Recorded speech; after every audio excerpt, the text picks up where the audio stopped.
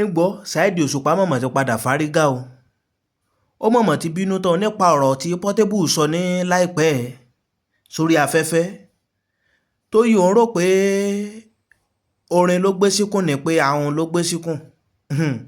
Ṣé mo yá ti gbáhùn Saheed Òṣùpá mọ̀mọ́ dá lóhùn ṣùgbọ́n èsì dáhùn Portable mọ̀mọ́ ti jáde bẹ́ẹ̀ o. ń wá gbọ́n Saheed Òṣùpá sọ. tí ìyá máa rí tàbátì náà ó sì máa jẹyẹ. ó sì máa jẹyẹ mú bọ̀. Portable ó sì máa jẹyẹ o. Oníkìní lọ́wọ́ yìí. àti kọ́líkì náà.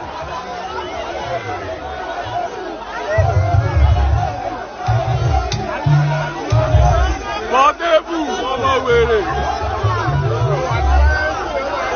tó bá ti wá ní ajú sẹ́ni tó jù ẹ lọ. àwọn ọmọ gbòòrò wọ́n máa wá táwọn ẹni ìfẹ́. wọ́n máa tẹ̀yìn lọ́wọ́ ṣùgbọ́n máa jẹ búrẹ́dì ẹ̀ lọ.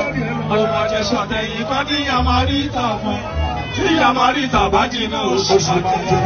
ó máa jẹ́ ó máa jẹ́ ó máa jẹ́ ó máa jẹ́ ó máa jẹ́ ó máa jẹ́. Song, I feature you for song. I pay you so much money. I paid you so much money. And I pay you money. You not post my music. You say you not go post my music because you ask me make I join a year. So make I join a year. I tell you say I'm not going to join a year. Secondly, you say you want to distribute my music. Song I paid you for. You did not send me under a record label. And you say you want to distribute my song. So any money you come my music, you go they get them. Get that one for the Apple. Portable. I will worry you as well. I'm not talking. I'm Benin boy, I be a do boy. You don't feel good body. If you have the body, if you see the left, answer the pocket. I'm Benin a day songs as well. You don't post my music. I don't carry punch from you. You have to do your picture. You have 70. I'm not very good. Yeah, that's what it is. Now. As when I be this, I go worry you, your body go hurt you. I give Zazu, I give you 31 days. One name, Zazu, I give you 31 days, one name, Zazu, 31 days, one name, Allah. Zazu, I give you 31 days, if you not post my music.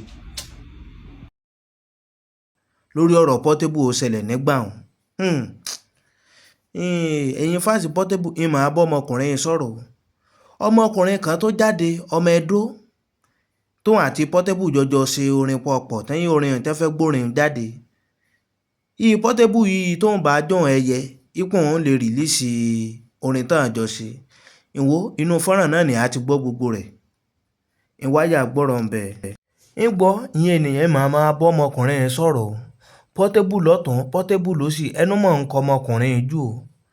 ṣùgbọ́n ìwọ ìyẹn lólùfẹ́ Kúnlé Ìjẹ̀ṣà orí ètò Kúnlé Ìjẹ̀ṣà náà ní wà ó tí n ti gbọ́ gbogbo mi gbọ́ kí a bá wa subscribe sórí ètò kí a bá wa like kí a bá wa share rẹ̀ bí bá tún ṣe lọ àtún àmúwá fún yín. And you say you want to distribute my song, so any money you come my music, you go they get them. Get that one for the Apple.